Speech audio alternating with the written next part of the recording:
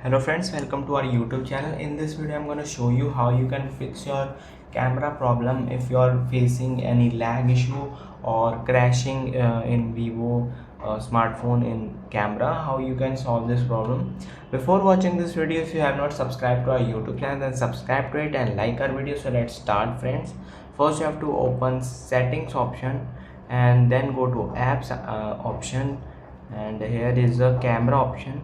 Here you have to just do a force stop it like this, and then go to storage and clear cache this, and now go to camera. And friends, you can see uh, it is fixed now. I hope you like this video. If you like this video, then subscribe to our YouTube channel for more helpful tips and tricks videos. Thanks for watching.